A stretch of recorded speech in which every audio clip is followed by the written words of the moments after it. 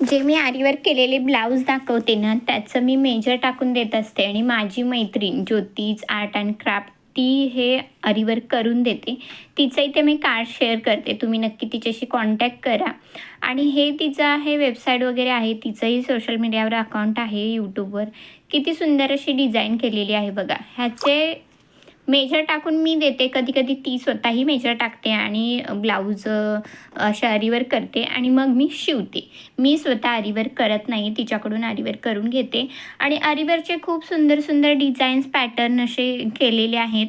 मी असं मेजर टाकताना मटका गळा, राऊंड नेक किंवा चौकोनी किंवा ब्रायडलचा आपण कसाही करायचा असू दे, त्याचे वेगवेगळे प्रकारचे असे शेप्स ड्रॉ करते. फ्रंट साईड स्लीव आणि हे बॅक साईडला पान केलं आहे बघा. त्याचा थोडा डेमो देते तुम्हाला की कसंही करतात.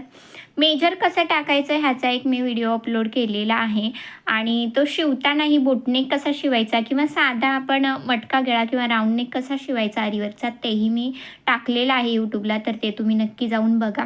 हा नथवाला होता बघा. ह्याच्यात वेगवेगळे प्रकार आहेत. मटका गळा आहे. हा आता ब्रायडलचा केलेला आहे. तो हा टेम्पलचा सारखा आहे फुल भरलेला.